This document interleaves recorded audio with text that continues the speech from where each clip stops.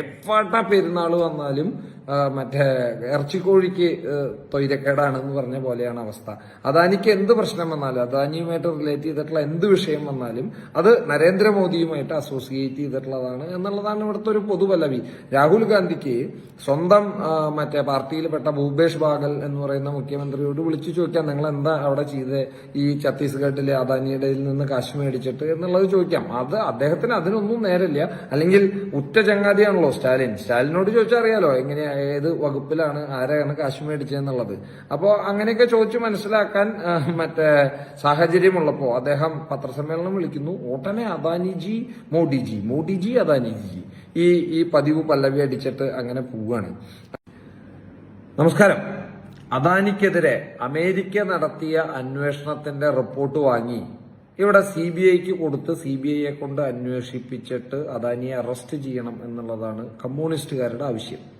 ആരുടെ റിപ്പോർട്ട് വാങ്ങിയിട്ടാ CBIക്ക് കൊടുക്കണ്ടേന്ന് പറഞ്ഞ്? മുതലാളിത്ത സാമ്രാജ്യത്വ അമേരിക്കയുടെ. എന്തൊക്കെ കാണണം ഭഗവാനെ ഇനി ഇവിടുന്ന് അങ്ങോട്ട്. അപ്പോൾ അദാനിക്കെതിരെ അറസ്റ്റ് വാറന്റ് പുറപ്പെടുവിച്ചു എന്നുള്ളത് നമ്മളെല്ലാവരും ടിവിയിലും പത്രത്തിലൊക്കെ കണ്ടു.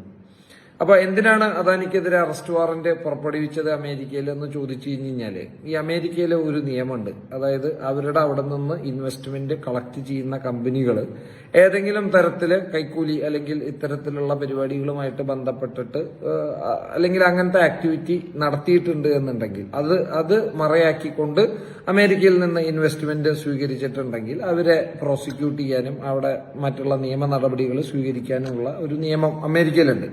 അപ്പൊ അതിന്റെ വെളിച്ചത്തിലാണ് അദാനിക്കെതിരെ അമേരിക്ക അറസ്റ്റ് വാറന്റ് പുറപ്പെടുവിച്ചിട്ടുള്ളത്.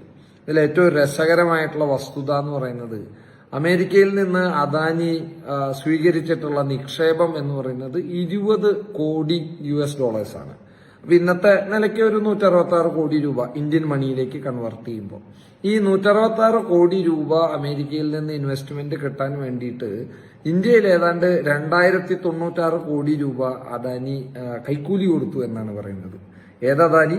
50 രൂപ കൊണ്ട് 80കളിൽ അഹമ്മദാബാദിൽ നിന്ന് ബോംബെയിലേക്ക് വണ്ടി കയറി ലോകത്തെ ഏറ്റവും വലിയ രണ്ടാമത്തെ സമ്പന്നനായി മാറിയ അദാനി 166 കോടി രൂപയുടെ നിക്ഷേപം അമേരിക്കയിൽ നിന്ന് കിട്ടാൻ വേണ്ടിയിട്ട് ഇന്ത്യയിൽ 2096 കോടി രൂപ കൈക്കൂലി കൊടുത്തു എന്നുള്ളതാണ് കണ്ടുപിടുത്തം. അപ്പൊ എന്തായാലും ആ കണ്ടുപിടുത്തം ബഹുരസമായിട്ടാണ് എനിക്ക് തോന്നുന്നത്. അപ്പോ ഇനി ഈവൺ ഇഫ് അദാനി അങ്ങനെ കൈക്കൂലി കൊടുത്തു എന്ന് തന്നെ വിചാരിക്കുക. 21-22 കാലഘട്ടങ്ങളിലാണ് ഈ ഒരു മറ്റേ റിന്യൂവബിൾ എനർജിയുമായിട്ട് ബന്ധപ്പെട്ട ആ ഒരു പ്രോസസ്സിന്, പവർ സെക്ടറുമായിട്ട് ബന്ധപ്പെട്ടിട്ടുള്ള ആ ഒരു പ്രോസസ്സിന് അദ്ദേഹം ഈ കൈക്കൂലി കൊടുക്കുന്നത്. നമ്മളുടെ മനോരമയും അതുപോലെയുള്ള മാധ്യമങ്ങളിലൊക്കെ വായിച്ചു കഴിഞ്ഞാൽ ഭാരതത്തിൽ അല്ലെങ്കിൽ ഇന്ത്യയിലെ സർക്കാർ സംവിധാനത്തിന് എന്നാണ് പറയുന്നത്. ഏത് സർക്കാർ എന്നുള്ളത് കൃത്യമായിട്ട് പറയുന്നില്ല. കൃത്യമായിട്ട് പറഞ്ഞാൽ സംസ്ഥാന സർക്കാരുകൾക്കാണ്. സംസ്ഥാന സർക്കാരുകൾ എന്ന് പറഞ്ഞാൽ അദാനിയുമായിട്ട് അസോസിയേറ്റ് ചെയ്ത് നിൽക്കുന്ന 21-22 കാലഘട്ടങ്ങളിൽ അസോസിയേറ്റ് ചെയ്തിട്ടുള്ള 4-5 സംസ്ഥാന സർക്കാരുകളിലെ ആളുകൾക്ക്, അതിപ്പോ രാഷ്ട്രീയക്കാരാവാം ഉദ്യോഗസ്ഥരാവാം, അവർക്ക് കൈക്കൂലി കൊടുത്തു എന്നുള്ളതാണ് അമേരിക്കയും കണ്ടുപിടിച്ചിട്ടുള്ളത്. അല്ലാതെ കൈക്കൂലി വാങ്ങിയത് നരേന്ദ്രമോദിയാണെന്നോ ഭാരത സർക്കാരാണെന്നോ അവരും പറയുന്നില്ല. ഇനി ഏതൊക്കെ സംസ്ഥാനങ്ങളാണെന്ന് ചോദിച്ചാൽ ആന്ധ്രാപ്രദേശ് ജഗ്മോഹൻ റെഡ്ഡിയാണെന്ന് ഭരിച്ചുകൊണ്ടിരിക്കുന്നത്. രണ്ടാമത്തത് ഒഡീസ, അത് നവീൻ ബാബു ആയിരുന്നു മറ്റേ അവിടെ ഭരണത്തിലിരുന്നിരുന്നത്. മൂന്നാമത്തത് ഇന്ത്യയിലെ ഏറ്റവും വലിയ മതേതരനും കൂടിയായിട്ടുള്ള ശ്രീമാൻ സ്റ്റാലിൻ സാറ് തമിഴ്നാട്ടില്, അദ്ദേഹത്തിനാണ് മൂന്നാമത്തെ സ്റ്റേറ്റ്. പിന്നെ മറ്റേ 4ാമത്തെ സ്റ്റേറ്റ് എന്ന് പറയുന്നത് ജമ്മു ആൻഡ് കാശ്മീരാണ്. 5ാമത്തെ സ്റ്റേറ്റ് ഛത്തീസ്ഗഡാണ്. ഈ ഛത്തീസ്ഗഡിൽ അന്ന് കോൺഗ്രസിന്റെ ഭൂപേഷ് ബാഗൽ എന്ന് പറയുന്ന ഇന്ത്യയിലെ തന്നെ ഏറ്റവും മികച്ച മുഖ്യമന്ത്രി, കോൺഗ്രസിന്റെ മുഖ്യമന്ത്രി ഭരിച്ചുകൊണ്ടിരിക്കുന്ന സമയമാണ്. അപ്പോ ഈ 5 സ്റ്റേറ്റില് ഒരിടത്ത് പോലും BJPക്ക് ഭരണമുണ്ടായിരുന്നില്ല. ഒരു BJP സർക്കാരിൽ പെട്ട ആള് പോലും അല്ലെങ്കിൽ ഉദ്യോഗസ്ഥന്മാര് പോലും ഈ അഴിമതിയുമായിട്ട് റിലേറ്റ് ചെയ്തിട്ടില്ല. പക്ഷേ കുറ്റം മുഴുവൻ നരേന്ദ്രമോദിക്കാണ്. എപ്പാട്ട പെരുന്നാൾ വന്നാലും മറ്റേ ഇറച്ചിക്കോഴിക്ക് തൊയ്രക്കേടാണെന്ന് പറഞ്ഞ പോലെയാണ് അവസ്ഥ. അദാനിക്ക് എന്ത് പ്രശ്നം വന്നാലും, അദാനിയുമായിട്ട് റിലേറ്റ് ചെയ്തിട്ടുള്ള എന്ത് വിഷയം വന്നാലും അത് നരേന്ദ്രമോദിയുമായിട്ട് അസോസിയേറ്റ് ചെയ്തിട്ടുള്ളതാണ് എന്നുള്ളതാണ് ഇവിടുത്തെ ഒരു പൊതുപല്ലവി. രാഹുൽ ഗാന്ധിക്ക് സ്വന്തം മറ്റേ പാർട്ടിയിൽപ്പെട്ട ഭൂപേഷ് ബാഗൽ എന്ന് പറയുന്ന മുഖ്യമന്ത്രിയോട് വിളിച്ചു ചോദിക്കാം, നിങ്ങൾ എന്താ അവിടെ ചെയ്ത് ഈ ഛത്തീസ്ഗഡിലെ അദാനിയുടെ നിന്ന് കാശ് മേടിച്ചിട്ട് എന്നുള്ളത് ചോദിക്കാം. അത് അദ്ദേഹത്തിന് അതിനൊന്നും നേരില്ല. അറിയാം. അല്ലെങ്കിൽ ഉറ്റ ചങ്ങാതിയാണല്ലോ സ്റ്റാലിനോട് ചോദിച്ചാൽ അറിയാലോ എങ്ങനെയാ, ഏത് വകുപ്പിലാണ്, ആരെയാണ് കാശ് മേടിച്ചതെന്നുള്ളത്. അപ്പോ അങ്ങനെയൊക്കെ ചോദിച്ചു മനസ്സിലാക്കാൻ മറ്റേ സാഹചര്യമുള്ളപ്പോ അദ്ദേഹം പത്രസമ്മേളനം വിളിക്കുന്നു. ഉടനെ അദാനിജി മോഡിജി അദാനിജി ഈ പതിവ് പല്ലവി അടിച്ചിട്ട് അങ്ങനെ പോവുകയാണ്. അപ്പോ ഇതില് ഏറ്റവും രസകരമായിട്ടുള്ള സംഭവം, ഈ മോഡിയോട് മാത്രം അസോസിയേറ്റ് ചെയ്ത് നിൽക്കുന്നു എന്ന് ഇവര് പറയുന്ന ഈ അദാനി ഉണ്ടല്ലോ, ഈ അദാനി ഛത്തീസ്ഗഡില് മറ്റേ നമ്മുടെ ഈ പറയുന്ന ഭൂപേഷ് ഭാഗല് മുഖ്യമന്ത്രി ആയിട്ടിരിക്കുന്ന സമയത്ത് 25,000 crores ഇൻവെസ്റ്റ്മെന്റ് ആണ് ഛത്തീസ്ഗഡിലേക്ക് കൊണ്ടുവന്നിട്ടുള്ളത്. അതുപോലെ തന്നെ അശോക് ഗെഹ്ലോട്ട് രാജസ്ഥാനിൽ 65,000 കോടി രൂപയുടെ ഇൻവെസ്റ്റ്മെന്റ് ആണ് ഈ രാജസ്ഥാനിൽ അദ്ദേഹം നടത്തിയിട്ടുള്ളത്. മമതാജിയുടെ പശ്ചിമ ബംഗാളിൽ 35,000 കോടി രൂപയുടെ ഇൻവെസ്റ്റ്മെന്റ് അദ്ദേഹം നടത്തിയിട്ടുണ്ട്. ഇനി ആന്ധ്രാപ്രദേശിലെ 60,000 കോടി രൂപയുടെ ഇൻവെസ്റ്റ്മെന്റും തമിഴ്നാട്ടിലെ ഏതാണ്ട് 4,500 കോടി രൂപയുടെ ഇൻവെസ്റ്റ്മെന്റും 1,00,000-ലധികം കോടി രൂപയുടെ ഇൻവെസ്റ്റ്മെന്റ് ഓൺ പൈപ്പ് ലൈനിലായിട്ടാണ് നിൽക്കുന്നത്. ഇനി കർണാടകയില് അദ്ദേഹത്തിന് ഇൻവെസ്റ്റ്മെന്റ് ഉണ്ട്.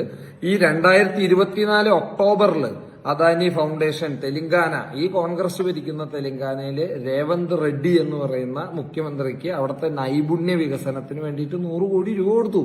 അപ്പോ ലോകത്തെ ഏറ്റവും വലിയ അഴിമതിക്കാരനും കള്ളനും നരേന്ദ്രമോദിയുടെ സുഹൃത്തുമായിട്ടുള്ള അദാനിയിൽ നിന്ന് 100 കോടി രൂപ മേടിക്കുമ്പോൾ ഒരു തരത്തിലുള്ള ഉളുപ്പില്ല.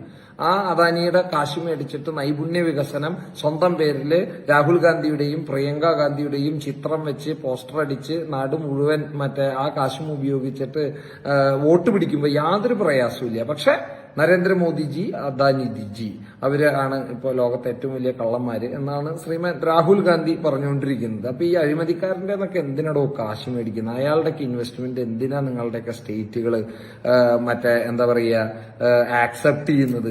ഇനി തെലങ്കാനയില് അദാനി ഗ്രൂപ്പുമായിട്ട് ഏതാണ്ട് 12,400 കോടി രൂപയുടെ ധാരണാപത്രം, വികസനവുമായിട്ട് ബന്ധപ്പെട്ടുള്ള ധാരണാപത്രമാണ് രേവന്ത് റെഡ്ഡി ഒപ്പുവെച്ചിട്ടുള്ളത്. അപ്പൊ അന്നൊന്നും അദാനിക്ക് ഒരു കുഴപ്പമില്ല, കയ്യിൽ നിന്ന് കാശ് മേടിക്കുമ്പോൾ ഒരു കുഴപ്പമില്ല, മറ്റേ ഇൻവെസ്റ്റ്മെന്റ് കൊണ്ടുവരുമ്പോ കുഴപ്പമില്ല. അത് കഴിഞ്ഞാൽ അദാനിജി മോഡിജി നാണല്ലേ സംഗതി. ഇത് ഈ സോറസും അതുപോലെ തന്നെ തോറ്റ് തുന്നമ്പാടി തകിട് പൊടിയായിട്ടുള്ള മറ്റേ ജോ ബൈഡനും ഒക്കെ കൂടിയിട്ടുള്ള ഇടത് ലിബറൽ തരികിട പരിപാടിയാണെന്നുള്ളത് ആർക്കും ആലോചിച്ചറിഞ്ഞൂടാ. അല്ലെങ്കിൽ 166 കോടി രൂപയുടെ ഇൻവെസ്റ്റ്മെന്റ് കിട്ടാൻ വേണ്ടിയിട്ട് 2,090 കോടി രൂപ അദ്ദേഹം മറ്റേ എന്താ പറയുക കൈക്കൂലി കൊടുത്തു എന്നുള്ളതാണ്. എത്ര ലോജിക്കില്ലാത്ത ആരോപണമാണെന്ന് നിങ്ങൾ തന്നെ ഒന്ന് ആലോചിച്ചാൽ മതി. അപ്പൊ ഈ അദാനിയെ ഫോക്കസ് ചെയ്യുന്നത് ഇന്ത്യയിലെ മറ്റ് വ്യവസായികൾ ഇല്ലാഞ്ഞിട്ടല്ല, അത് മോഡിയെ ഫോക്കസ് ചെയ്യുക എന്നുള്ളത്, പ്ലസ് ഇന്ത്യയുടെ വളർന്നു വരുന്ന മൂന്നാമത്തെ സമ്പദ് വ്യവസ്ഥയായിട്ട് മാറുന്ന ഇന്ത്യയെ തകർക്കുക, ഈ രണ്ട് ഉദ്ദേശത്തോടു കൂടിയിട്ടാണ് ഇത് ചെയ്തുകൊണ്ടിരിക്കുന്നത്. അതിന്റെ പിന്നിൽ വലിയ ഒരു എന്താ പറയുക ഒരു കോക്കസ് ഉണ്ട്. ഇനി 2 മാസം കൂടിയുള്ളൂ കാരണവർക്ക് വൈറ്റ് ഹൗസിൽ. അപ്പൊ അതിന്റെ ഇടയിൽ പുള്ളി ലോകത്ത് ചെയ്യാവുന്ന തരികിട അല്ലെങ്കിൽ കുഴച്ചു മറിക്കാവുന്നതൊക്കെ ചെയ്തു കൂട്ടുന്നുണ്ട്.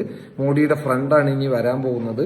അദ്ദേഹത്തിന് ഇത്രയും വലിയ തോൽവിയുടെ ഒരു കാരണം ഈ ഇന്ത്യൻസ് ആയിട്ടുള്ള ആൾക്കാർ അകമഴിഞ്ഞ് ട്രംപിനെ സപ്പോർട്ട് ചെയ്തു എന്നുള്ളത് കൂടിയാണ്. അതിന് മോഡി ഒരു കാരണക്കാരനാണ് കൂടിയാണ് ശ്രീമാൻ ബൈഡൻ വിശ്വസിക്കുന്നത്. അപ്പൊ ഇതൊക്കെ കാരണമാണ് ഇത് നടക്കുന്നത് എന്നുള്ളത് അരിയാഹാരം കഴിക്കുന്ന ആൾക്കാർക്ക് അറിയാം, രാഹുൽ ഗാന്ധിക്ക് ഒഴിച്ച്. അപ്പോൾ എന്തായാലും സംഗതി കളറാവട്ടെ, ബാക്കിയുള്ളത് വരുന്നിടത്ത് കാണാം. അദാനിക്കും ഇതിനു മുമ്പ് എത്രയോ ഇതുപോലെയുള്ള പ്രശ്നങ്ങൾ അദ്ദേഹം നേരിട്ടിട്ടുണ്ട്, സോൾവ് ചെയ്തിട്ടുണ്ട്. ഇതും സോൾവ് ചെയ്തോളും. അത് അല്ലാതെ സ്വപ്നം കാണുന്ന ആൾക്കാർക്കൊക്കെ കുറച്ച് കഴിയുമ്പോൾ എണീറ്റ് മൂത്രമൊഴിച്ച് ഒന്നും കൂടെ വന്ന് കിടന്നുറങ്ങാം. അതിൽ കൂടുതൽ ഒന്നും സംഭവിക്കാൻ പോകുന്നില്ല.